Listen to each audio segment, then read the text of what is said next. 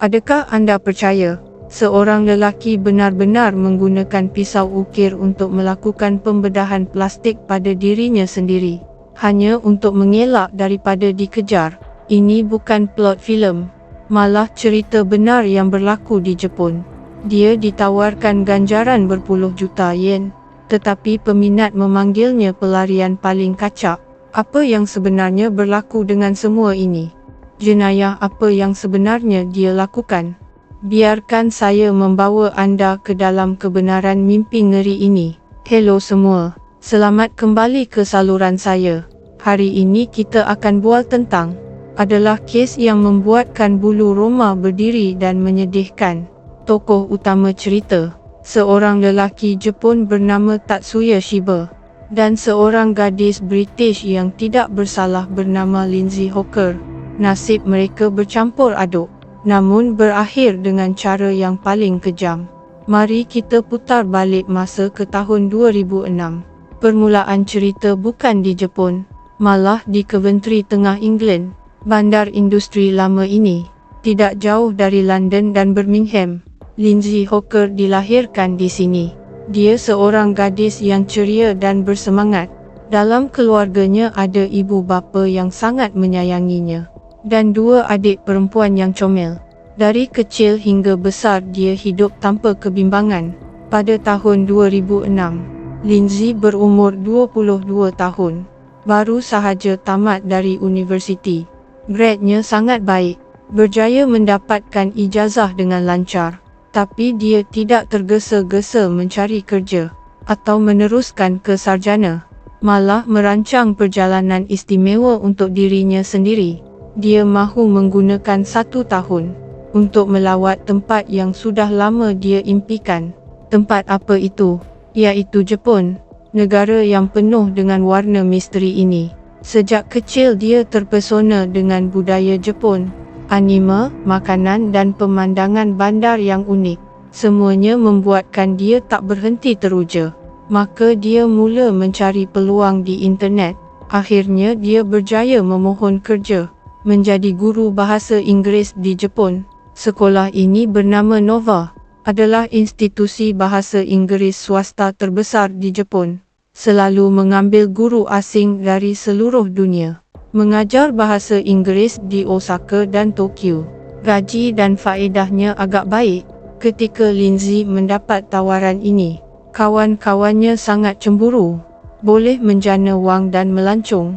Siapa yang tidak mahukan kehidupan seperti ini? Dia sendiri sangat teruja. Oktober tahun 2006, Lindsay mengemas bagasinya, naik kapal terbang ke Jepun. Dia ditugaskan ke sebuah sekolah di daerah Edogawa, Tokyo. Dia yang sudah bersedia dengan baik, cepat menyesuaikan diri dengan kehidupan di sini. Segala-galanya di Tokyo memikatnya. Berhampiran sekolah ada pelbagai tempat pelancongan, taman makanan dan jalan membeli belah. Malah minum segelas wain yang baik sangat mudah. Selepas bekerja beberapa lama, dia dan dua rakan guru asing berpindah bersama ke pusat bandar Chiba. Ketiga-tiga menyewa apartmen bersama. Cepat menjadi kawan baik, walaupun setiap hari ada sesuatu yang baru. Tapi selepas lama, Lindsay tetap merindui rumah.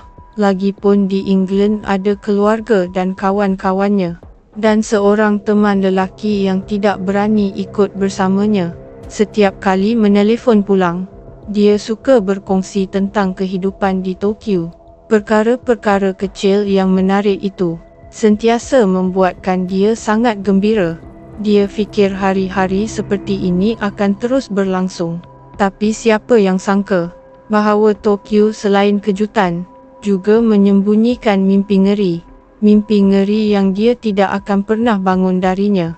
Masa sampai ke Mei 2007, Lindsay sudah tinggal di Tokyo selama setengah tahun. Hari itu selepas kerja, keluar dari stesen metro Chiba, bersiap mengayuh basikal pulang, seorang lelaki Jepun tiba-tiba mendekat, menyapanya dalam bahasa Inggeris, dan berkata dia adalah guru bahasa Inggerisnya. Lindsay terkejut seketika. Dia sudah mengajar selama setengah tahun, Sangat pasti belum pernah jumpa orang ini. Dia menggelengkan kepala, tidak mempedulikannya, hanya mahu pergi dengan basikal. Tapi lelaki ini tidak berputus asa, terus mengikutinya dari belakang. Lindsay mengayuh semakin laju. Dia dari berjalan menjadi berjoging. Akhirnya malah mula berlari laju. Diciba banyak persimpangan dan lampu trafik. Dia tidak boleh mengayuh jauh tanpa berhenti. Lelaki ini seperti bayang yang tak boleh dilepaskan.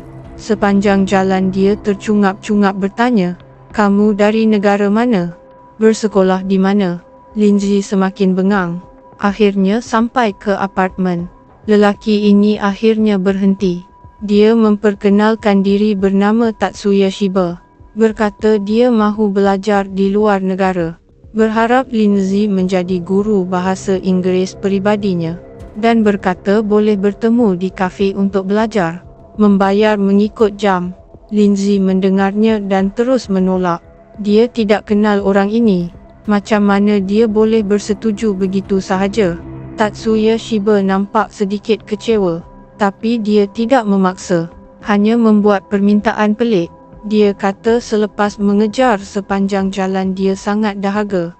Mahu masuk ke rumah untuk minum air. Orang biasa pasti tidak akan bersetuju. Tapi Lindsay teragak-agak seketika. Dan ternyata mengangguk. Kenapa dia bersetuju? Dia fikir di rumah ada 2 rakan sebilik. Sepatutnya tidak akan ada masalah. Di satu pihak supaya lelaki ini tahu dia tidak tinggal seorang. Di pihak lain supaya rakan sebilik mengingat wajahnya. Jika sesuatu berlaku nanti mereka boleh mengenalnya. Semasa Tatsuya Shiba minum air di ruang tamu, sekali lagi menyebut tentang menjadi guru. Kali ini dia terus menawarkan harga 3,500 yen sejam.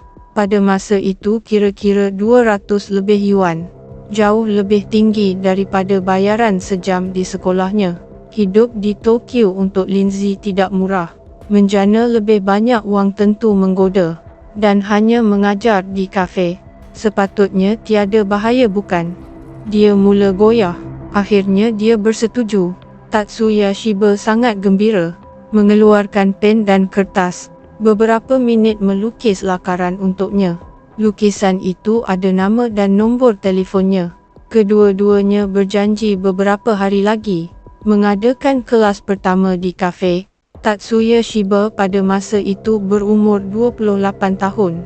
Tinggal di bandar Ichikawa, wilayah Chiba. Keluarganya sangat berada. Bapanya doktor, ibunya doktor gigi. Sejak kecil dia mahu menjadi doktor. Tapi selepas gagal peperiksaan, dia bertukar belajar hortikultur. Dia tamat dari Universiti Chiba. Sekolahnya bagus. Tapi selepas tamat tahun 2005, dia tidak mencari kerja, tinggal di rumah sepanjang hari. Ibu bapanya memberi dia 100,000 yen sebulan untuk duit poket, lebih kurang 6 atau 7,000 yuan.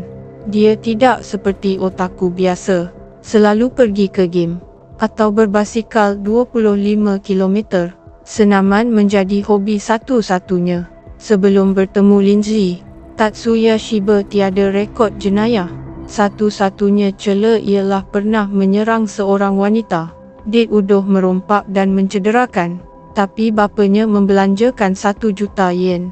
Menyelesaikannya di luar mahkamah. Sekarang dia menyasarkan Lindsay. Wang sara hidup sebulan 100,000 yen. Betulkah boleh bayar 3,500 yen sejam? Ini mencurigakan. 24 Mei 2007 adalah hari Sabtu. Lindsay berjanji dengan Tatsuya Shiba mengajar di kafe. Dari kamera keselamatan boleh dilihat mereka bersama-sama beratur membeli minuman. Lindsay sangat rileks, lagipun dia ada pengalaman mengajar. Tapi dia tetap sedikit berjaga-jaga. Bila Tatsuya mendekat dia berundur. Kelas berlangsung lebih dari 1 jam. Masih agak lancar, tapi ketika membayar, Tatsuya kata lupa bawa wang. Lindsay tidak kisah, kata nanti dikira bersama. Tatsuya berfikir seketika, kata rumahku dekat, hanya beberapa ratus meter. Ikut aku balik ambil wang. Lindsay mempertimbangkannya seketika. Bersetuju. Hari itu dia tidak naik basikal. Kedua-duanya naik taksi. Sampai ke apartmen Tatsuya. Dia minta pemandu tunggu sekejap. Kata ambil wang lalu keluar. Pemandu menunggu belasan minit. Tidak nampak dia kembali. Menganggap tiada apa-apa lalu pergi. Petang itu, Lindsay tidak pergi kerja. Juga tidak balik ke apartmen. Malam itu rakan sebilik tidak dapat menghubunginya. Terus melapor kepada polis. Tapi seorang dewasa hilang setengah hari. Polis tidak terlalu ambil peduli. Sehingga 2 hari kemudian hari Isnin, Lindsay 2 hari tidak ke sekolah. Sekolah juga melapor kepada polis. Kali ini polis serius. Mereka pergi ke apartmen Lindsay. Rakan sebilik kata 2 hari sebelumnya, pergi mengajar Tatsuya Shiba di kafe lalu hilang. Polis membawa lakaran itu. Petang itu jam pukul 5.40. 2 polis sampai ke apartmen Tatsuya. Mengetuk pintu tiada jawapan. Mereka rasa ada yang tidak kena. Memanjat dari balkoni jiran. Di balkoni rumah Tatsuya ada tap mandi besar, penuh dengan tanah, seperti pasu bunga. Di dalam rumah tiada lampu menyala. Tidak boleh melihat dengan jelas. Takut Lindsay diculik. Mereka memanggil bantuan. 1 jam kemudian, 9 polis berkumpul, sedang berbual apa yang perlu dilakukan. Pintu tiba-tiba terbuka. Tatsuya Shiba keluar membawa beg galas. Polis terkejut seketika. Satu yang cepat bertindak merampas beg galasnya. Tapi dia lari ke lorong kecil. Beberapa polis mengejar. Jalan terlalu rumit. Cepat hilang jejak. Tatsuya hilang dalam gelap malam.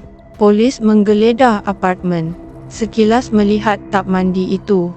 Tap mandi tidak besar. Panjang 1.2 meter, lebar 70 cm, tinggi 50 cm.